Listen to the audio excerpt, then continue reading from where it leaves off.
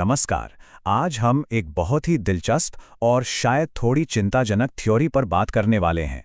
कुछ data points एक बड़ी मार्केट गिरावट की तरफ इशारा कर रहे हैं, जिसे कुछ लोग द ग्रेट अनवाइंड कह रहे हैं।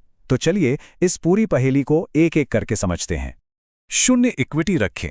सोचिए जरा, ये कितना बड़ा बयान है ना? तो सबसे बड़ा सवाल यही उठता है कि आखिर मार्केट के कुछ जानकार ऐसी सलाह क्यों दे रहे हैं? इसके पीछे की वजह क्या है? आइए इसी तर्क को समझने की कोशिश करते हैं।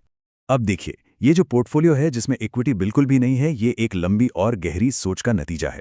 और आपको जानकर हैरानी होगी कि इस पूरी कहानी की शुरुआत हमारे अपने ही देश के एक इकोनॉमिक सिग्नल से होती है। तो इस पहेली का पहला टुकड़ा हमें भारतीय बाजार में ही मिलता है। यहाँ एक अजीब सा विरोधाभास देखने को मिल रहा है। चलिए देखते हैं कि देश की ग्रोथ और कंपनियों की कमाई की कहानी एक दूसरे से अलग-अलग क्यों चल रही है। तो देखिए, विरोधाभास साफ है। एक तरफ देश की अर्थव्यवस्था 7.5% की जबरदस्त रफ्तार से आगे बढ़ रही है, लेकिन वहीं दूसरी तरफ देश की सबसे बड़ी कंपनियों की कमाई की ग्रोथ 25% से गिरकर सिर्फ 8% पर आ गई है। तो आखिर इस गैप की वजह क्या हो सकती है? इसका जवाब एक ऐसी चेन रिएक्शन में छिपा है जिसके बारे में ज्यादातर लोग सोचते नहीं हैं। असल में जब तेल की कीमतें कम रहती हैं तो महंगाई भी कंट्रोल में रहती है, जिससे ओवरऑल इकोनॉमिक ग्रोथ धीमी हो जाती है और इसका सीधा असर कंपनियों की कमाई पर पड़ता है। ये सुनने में भले ही उल्टा लगे, पर थोड़ी बढ़ती हुई तेल की कीमतें और महंगाई अक्सर शेयर बाजार के लिए अच्छी मानी जाती हैं। अच्छा, अब इस लोकल पहेली को सुलझाने के लिए हमें ग्लोबल लेवल पर सोचना होगा। और जब हम ग्लोबल लेवल पर देखते हैं तो इस पूरे कहानी का हीरो या कह लीजिए विलन अमेरिकी डॉलर है। देखिए, दुनिया भर में जब डॉलर मजबूत होता है तो एक रिस्क ऑफ माहौल बन जाता है। मतलब निवेशक अपना पैसा निकालकर सुरक्षित जगहों पर लगाने लगते हैं। इससे भारत जैसे उभरते बाजारों पर दबाव बढ़ता है और अमेरिका की नीतियां जैसे तेल की कीमतों को कम रखना और डॉलर का दबदबा बनाए रखना इस सिचुएशन को और बढ़ावा देती हैं। अब इस ग्लोबल तस्वीर में एक और बहुत बड़ी वार्निंग जुड़ गई है। इतिहास का एक बहुत ही भरोसेमंद इंडिकेटर है जो अब रेड सिग्नल दे रहा है और ये इस पूरे मामले को और भी ज्यादा गंभीर बना देता है। इसे यील्ड कर्व इन्वर्जन कहते हैं। सीधे और आसान शब्दों में कहें तो ये वो सिचुएशन है जब सरकार के छोटे समय के बॉन्ड्स पर लंबे समय के बॉन्ड से ज्यादा रिटर्न मिलने लगता है। ऐसा बहुत कम होता है और जब भी होता है इसे आने वाली मंदी का एक क्लासिक सिग्नल माना जाता है। और इसकी सबसे चौंकाने वाली बात है इसकी एक्यूरेसी। 1970 के दशक से लेकर आज तक जब जब ये सिग्नल आया है, अमेरिका में मंदी आई ही है, मतलब 100% का ट्रैक रिकॉर्ड। इसीलिए अर्थशास्त्री इसे बहुत गंभीरता से लेते हैं।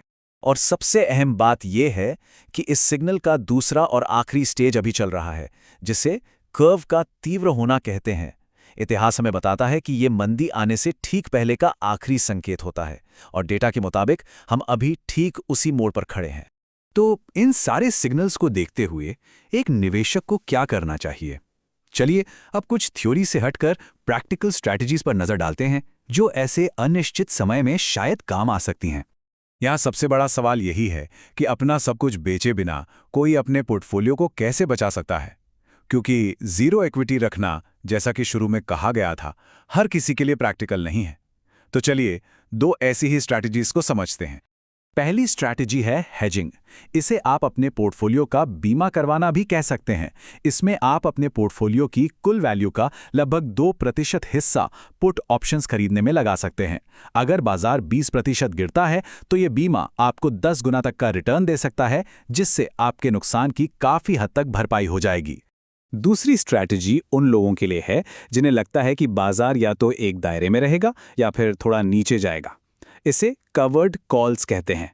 इसमें आप अपने पास जो शेयर्स पहले से हैं उनके कॉल ऑप्शन बेचकर एक एक्स्ट्रा इनकम बना सकते हैं। इसको ऐसे समझिए कि ये आपके स्टॉक्स को एक मंथली इनकम जनरेटर में बदलने जैसा है, ठीक एक फिक्स डिपॉजिट की तरह।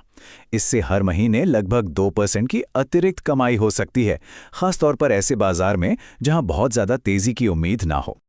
और अंत में हम आपको इसी सवाल के साथ छोड़ जाते हैं, इतने सारे अलग अलग संकेतों के बीच असली जोखिम क्या है? कोई एक्शन लेना या फिर कोई भी एक्शन न लेना, ये एक ऐसा सवाल है जिसका जवाब हर निवेशक को अपनी समझ और रिस्क के हिसाब से खुद ही ढूंढना होगा।